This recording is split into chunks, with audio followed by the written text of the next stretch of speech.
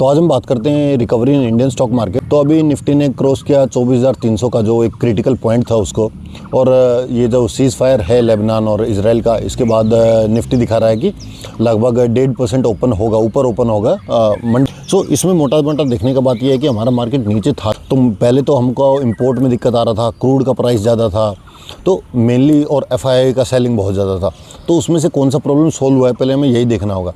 तो सबसे पहले जो क्रूड का प्राइस है वो लगभग $90 से नीचे आ गया है, लेकिन जो इस वॉर से पहले था वहाँ तक नहीं पहुँचा है। Still this is recovery seen in the prices of crude oil, पर वहाँ पे क्या सस्टेन करेगा, कितने टाइम तक सस्टेन करेगा, वो हमें देखना। दूसरा हम बात करेंगे स्ट्रेट ऑफ हॉर्मुज़ का, जो इंपोर्ट का दिक्कत था। अब इंपोर्ट में दिक्कत आने से ये है कि अब उन्होंने बोल दिया है कि the straight of Hormuz is open, but उसमें क्या होगा, वो टोल लिया जाएगा $2 मिलियन का जो ईरान बोल रहा था, या फिर there will be something else will happen, we will see. और तीसरा जो FII का सेलिंग है, FII का सेलिंग रुकने के लिए तो आपको जो डिप्रिशिएशन ऑफ रुपी है उसको रोकना होगा थोड़ा सा, और वो एक एक्सटर्नल फैक्टर से करना could be A double edge sword. अभी कोई RBI है, RBI अपना फॉरेक्स रिजर्व को डाल के अगर रुपी को स्टेबल करने का कोशिश करे, but for how long you can do it, that's a real point, और वो कितना बेनिफिशियल होगा वो भी आपको देखना पड़ेगा। सो ये मोटा मोटा जो प्रॉब्लम्स था, अगर वो आपको सॉल्व होता हुआ दिख रहा है, देन यू कैन से कि हाँ recovery is real, and I am not here to pass a judgment है नहीं है। I am just trying to convey my point कि हमारा जो मार्केट है वो नीचे क्यों था और वो ऊपर जा रहा है, तो कौन सा दिक्कत सोल्व हो रहा है, हमें बस वही देखना है। ये नंबर्स के पीछे और टारगेट्स के पीछे ये भी मैं दिखता हूँ ना, ये मोस्ट ऑफ द इन्फ्लुएंसर की ये स्टॉक 400 जाएगा, ये 500 जाएगा, what the point of it. मतलब कोई ये बात नहीं करता है कि कंपनी क्या कर रहा है, इस कंपनी में बढ़िया क्या हो रहा है, ख़राब क्या हो रहा है, इसका बिजनेस क्यों इंप्रूव हो रहा है, इसका प्रोडक्ट बाकी से क्यों अच्छा है, क्या इसका प्रोडक्ट में सेल्स ग्रोथ है कि नहीं है, अगर सेल्स ग्रोथ है तो वो किस पेस से इंक्रीज़ हो रहा है, क्या पहले वो 10% था, क्या वो 15% था।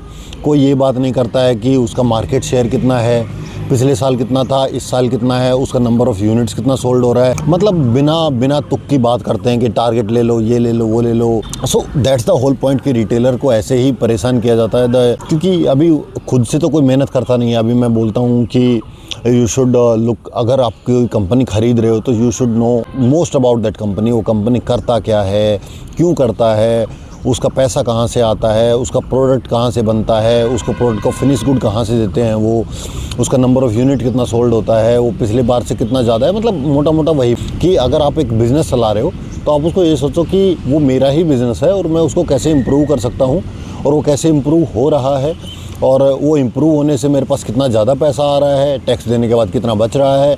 ये मोटा मोटा बात आपको पता होना चाहिए अगर आप कोई कंपनी खरीद रहे हो तो। अभी रिकवरी का फिर से बात करते हैं कि रिकवरी आपको नंबर्स में दिख रहा होगा, नंबर्स में दिख रहा है तो आपको क्रूड में भी दिख रहा होगा, आपको स्ट्रेट ऑफ हॉर्मुज़ के ऊपर डोनाल्ड ट्रंप का या फिर ईरान का ट्वीट भी दिख रहा होगा। So that's all about it. लेकिन जब तक ये कन्फर्मेशन आई, निफ्टी ऑलरेडी 7-8% ऊपर आ गया, तो उसका पॉइंट क्या है कि क्लैरिटी को हमेशा रिवॉर्ड किया जाता है, लेकिन जब तक क्लैरिटी आती है ना, वो रिवॉर्ड मिल चुका होता है। लेकिन जिन्होंने मार्च में पैसा डाला होगा, they will be very happy about it कि हमने मार्च में पैसा डाला था जब हर कोई बेच रहा था। बट उसमें बात यही है कि उसमें आप ये भी सोचते थे कि ये नीचे भी जा सकता था, ऊपर।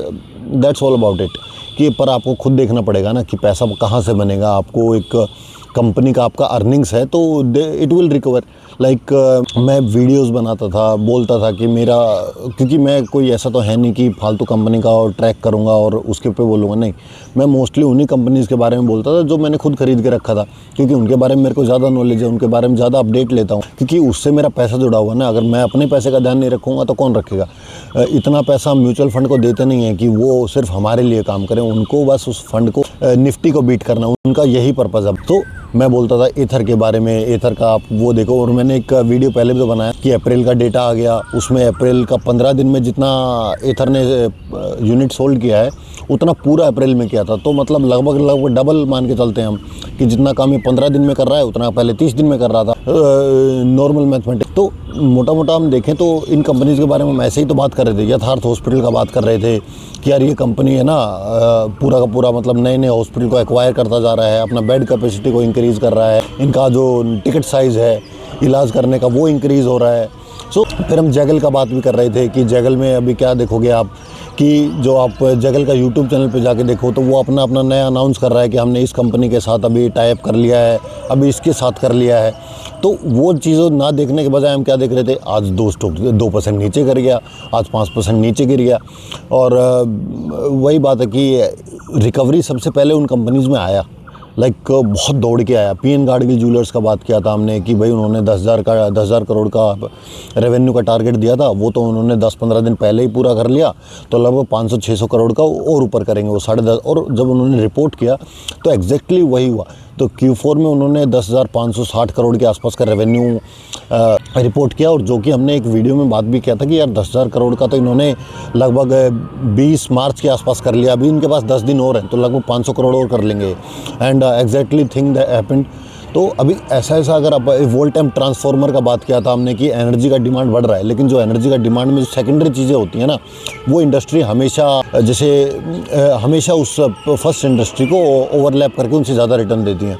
ये सेम चीज़ हुई थी सोलर पैनल्स में कि जो ग्रीन एनर्जी बना रहे थे उन कंपनी से ज़्यादा रिटर्न दिया उन कंपनीज ने जो सोलर पैनल्स बना रहे थे, बेच रहे थे। तो यहीं से आपने देखा कि वायर एंड केबल्स के सेक्टर में हमने बात किया था, पॉलीकैब को देखा होगा, अपने RR केबल को देखा होगा कि ये कंपनीज कहाँ गया, और सबसे ज़्यादा ऑल टाइम हाई के आसपास है अभी पॉलीकैब। सो दूसरा हम भाई ये वोल्ट टाइम ट्रांसफार्मर का बात करेंगे। May be my first video was on volt time transformer कि तब ये कंपनी ऐसा लगभग 7,000 या 6,500 7,000 के आसपास। तो मैंने बात किया था कि जो ट्रांसफार्मर है ना, उसके बिना आप एनर्जी को कहाँ लेके जाओगे।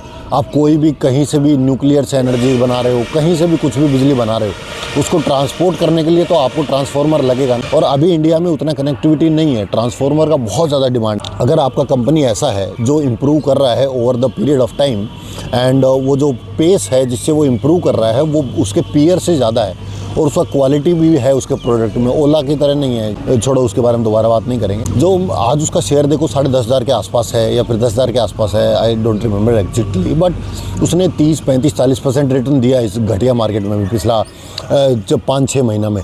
क्योंकि जो उसका अर्निंग्स है ना वो डोमेस्टिक से रिलेटेड है, उसको बाहर से कुछ ज़्यादा लेना देना है ही नहीं। तो ऐसे ही अभी बाकी कंपनीज में आपका हॉस्पिटल भी देखा होगा कि उनका बाहर से कुछ लेना देना ही नहीं है, मतलब है थोड़ा बहुत 5-10% का उनका जो इंटरनेशनल टूरिज्म होता है, मेडिकल टूरिज्म, वो है। बट जो उनका मोस्टली पार्ट है 90% ऑफ द उनका रेवेन्यू बुक में जो है वो डोमेस्टिक से आ रहा है। तो डोमेस्टिक में स्ट्रेट ऑफ हॉर्मुज क्लोज हो कुछ हो, क्या फ़र्क पड़ता है। एथर को स्कूटी तो इंडिया में बेचनी है ना। हाँ, उसका जो रॉ मटेरियल है, जो बैटरी आयन है, वो अभी बाहर से आ रहा है, सप्लाई चेन में दिक्कत हो सकता है, लेकिन वो दिक्कत तो हुआ नहीं था। वो सप्लाई चेन के लिए बैटरी ले रहा है चाइना से, स्ट्रेट ऑफ हॉर्मुज क्लोज हुआ, वहाँ से तो बैटरी आता ही नहीं उनका।